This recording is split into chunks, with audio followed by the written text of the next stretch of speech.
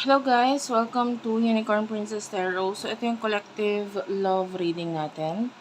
Collective, wala tayong specific zodiac sign. Ang importante yung reading, kung nararamdaman mo, tinatawag ka ng video na ito na maaaring ang reading na ito ay para sa'yo. Pero kung hindi mo naman na-feel na sa'yo yung messages, etc., huwag mong pilitin, no? Kasi maaaring may ibang taong nangangailangan ng reading na ito. And yan. This is for the sign of collectives. Kung may babanggitin akong zodiac signs, energy lang yan guys ha. Okay, let's start your reading.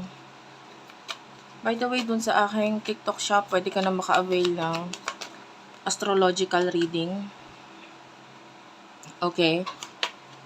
Please do note lang, kailangan alam mo yung mismong city kung saan ka pinanganak and yung mismong oras. Kasi babasahin ko yung planets according doon. Sa mismong at kung nasaan ka ngayon. Kailangan malaman ko yon. Ayan. So you do have here the moon and the page of swords. Gemini, Libra, Aquarius, Pisces energy. Bottom of the deck is the four of swords. Okay. I feel like, the moon, this is someone hiding something. Maybe regarding sa emotions mo. Tinatago mo or hindi mo ino-open. Hindi mo alam Hindi mo alam kung paano i-open, anong action ang dapat gawin. The page of swords, this is you. Gusto mong actionan regarding dito sa bagay na to, pero you don't know how. Hindi mo alam kung paano. With the four of swords, some of you pwedeng may mga dreams, no? And especially at night, this is where your thoughts or yung pag-iisip regarding dito sa kung sino man itong laman ng puso at isipan mo, talagang mas doon mo siya nararamdaman, lalo na pag gabi, pag nakahiga ka na, wala ka na masyadong iniisip.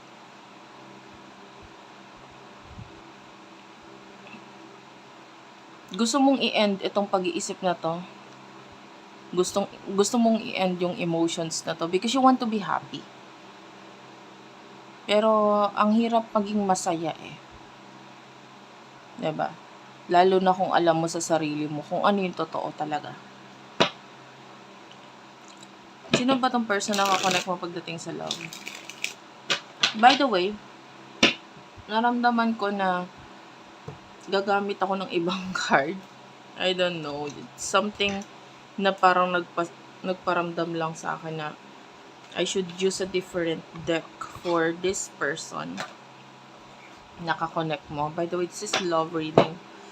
So, gagamit ako ng ibang deck para sa person na nakakonect mo. And this is the deck na gagamitin ko. This is Badass Tarot deck.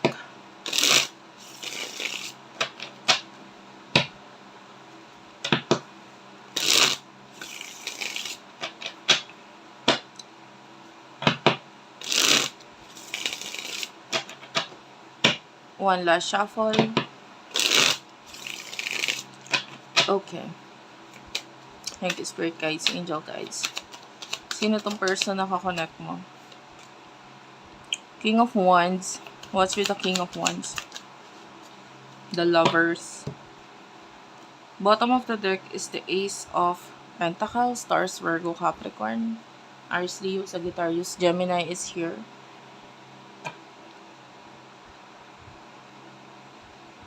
King of Wands is kind of like, parang chubby or medyo overweight na person. I don't know if you're dealing with the person na ganun nga talaga siya. Medyo mabigat yung kanyang pangangatawan. Pero okay lang kahit hindi. The Lovers is here. So maybe a person, I don't know kung member ka ba ng LGBTQIA+, or yung person mo yun. So minsan na siyang naging member noon. Kung hindi man ngayon or kasi pwedeng ganun eh, pwedeng nabago, ganun. So anyway,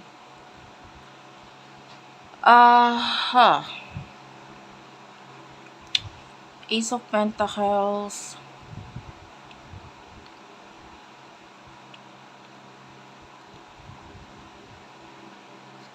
Three of Cups, Three of Swords. So yung iba, pwedeng may other person or people na involved dito sa connection ninyo. Okay?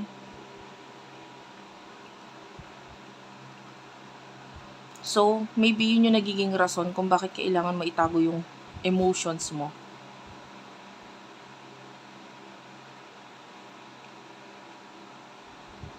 Parang nararamdaman mo na lagi lang siyang nandyan. Pero, parang wala kang magawa regarding doon. Especially, this is the Four of Pentacles. Ang pinaka magagawa mo lang is to keep everything to yourself and to run. Lumayo, tumakbo, umiwas. Kasi dahil dun sa other connections, wala kang magawa eh. Gusto mo mang makipag-reconcile with the Three of Cups.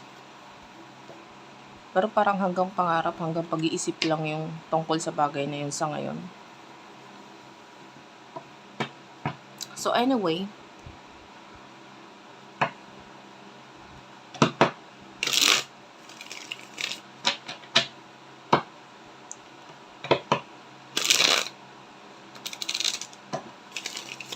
emotions.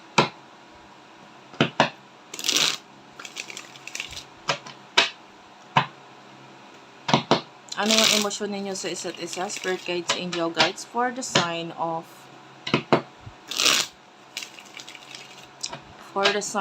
collectives. Emosyon ninyo sa isa't isa.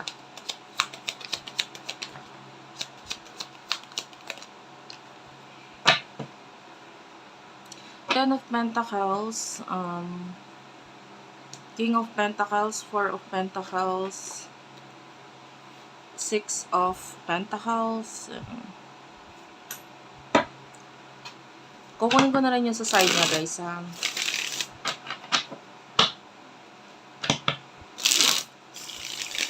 Emosyon ninyo sa isa't isa. Emosyon ninyo sa isa't isa ng person na ito. Nine of Cups, Six of Cups, and the Eight of Cups. At the bottom of the deck, you do have here the Moon.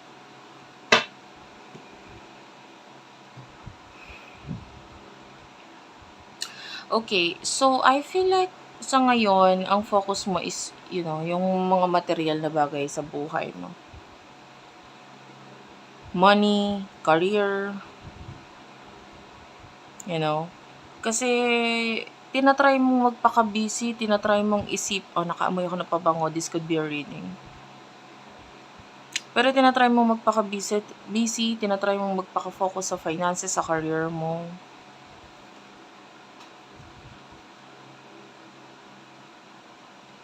I don't know.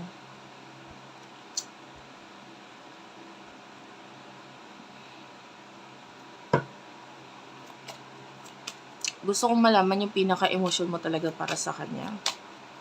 So, we will get that.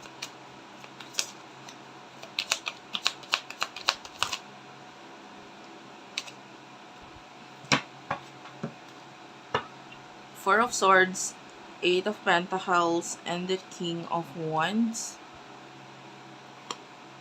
Bottom of the deck is the Four of Cups and the Ace of Cups. So, ito. Mahal mo siya. Pero hindi mo kasi sigurado kung may reconciliation eh. Alam mo yun, yung parang mahal ko siya pero paano? May chance pa ba? Parang ganun. Pwede pa ba? So ngayon, pwedeng alam mo sa sarili mo gusto mo tong taong to, mahal mo siya and parang may kulang sa buhay mo. Gusto mo siya but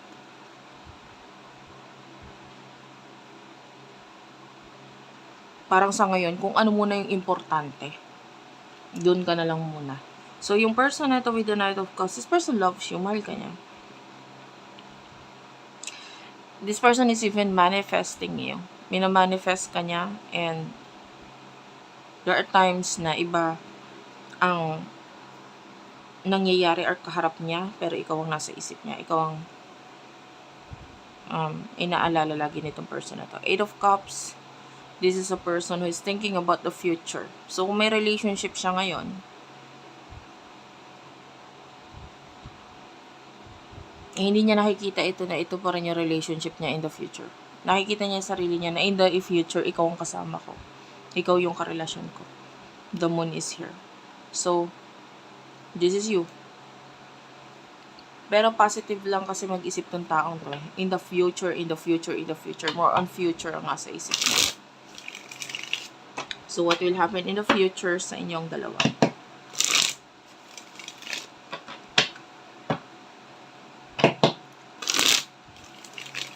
What is happening in the future for the both of you?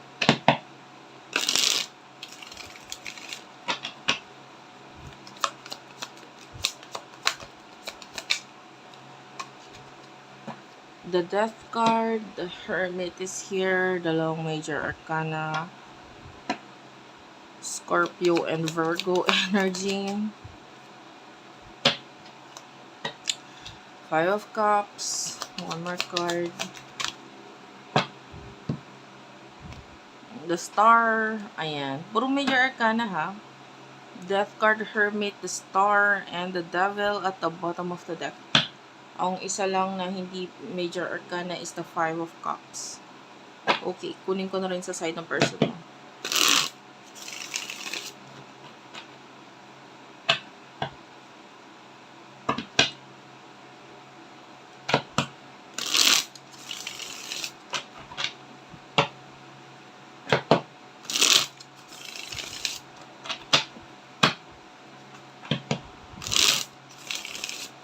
Okay.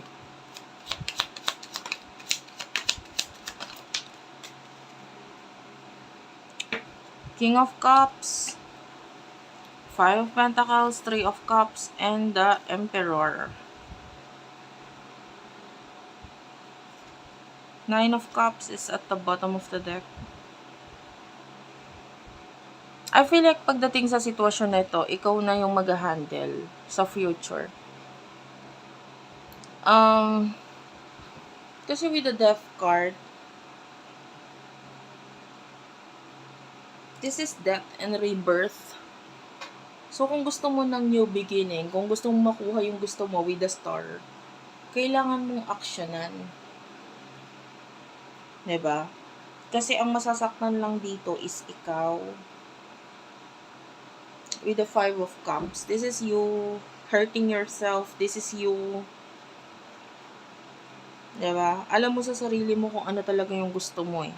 Pero in order for you na makuha yung gusto mo, kailangan mong gumawa ng pagbabago. You know, the King of Cups is there. Nandyan lang siya, waiting for you. This person is, you know, with the 5 of Pentacles, willing siyang gumawa ng changes sa sarili niya, sa sitwasyon niya, sa bagay na meron siya. The 3 of Cups, this person really wants to reconcile with you. Gusto niya makipag-reconcile, but you know, hindi siya para ipilit yung reconciliation eh. If you're not yet ready, if you don't want reconciliation, eh bakit ko ipipilit ang sarili ko? Itong person na ito just wants to be happy. And alam niya magiging masaya siya pag nandyan ka. Pwede ngayon, ini-enjoy na lang din niya kung ano yung meron. You know? And, but the Emperor is incomplete. Feeling incomplete. Feeling hindi kompleto yung buhay niya, you know. Part of this person, itatry niyang taasan yung ego niya. Tatry niyang wag masyadong kailanganin ka or makipag-connect or communicate sa'yo. Because this person is giving you space. This person is giving you, you know, if you want katahimikan, space, etc., binibigay niya yun in the future. But if you're not communicating, or wala kang sinasabi sa kanya, yun yung feeling niya na kailangan mo. You want space, you don't want drama, etc. So, I will be giving you the space you want. Part of your person, hindi siya magiging communicative in the future. Kasi feeling niya, yun ang gusto mo. Na ayaw mo sa kanya or ayaw mo nang makulit or what. So, it's up to you in the future kung saan mo gustong ilagay ang connection ninyo. Now, some of you, you don't want to be the devil. You don't want to be, mali or masama dito sa connection nito. Because might be, if you do this, magkakaroon ng pagkakagulo, pag-aaway, 5 of Wands. Maybe, ayaw mo makagulo or ayaw mo magkaroon ng pagkakagulo, ayaw mo ng, you are the 9 of Pentacles, so,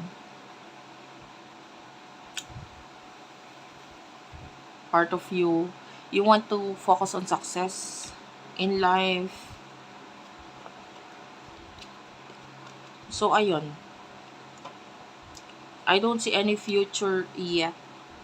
But what I see is that ikaw yung parang nananakit sa sarili mo in the future. Kasi, pwedeng ipagkait mo sa sarili mo yung bagay na talagang gusto mo. And which is, pwedeng may kinalaman sa person na ito.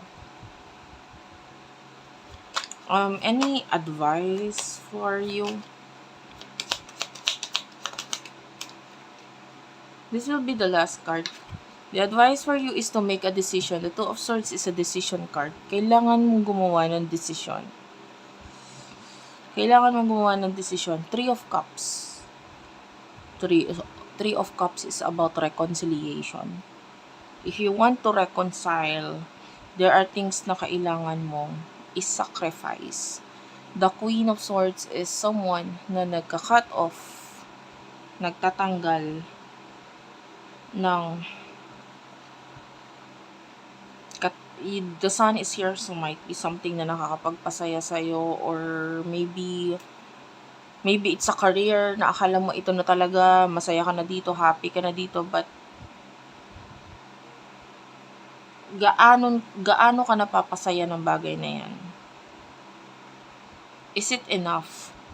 Yung bagay na, kung ano yung mga nakakapagpasaya sa'yo ngayon, enough na ba yan para i-sacrifice mo kung ano tong bagay na gusto mo pa talaga?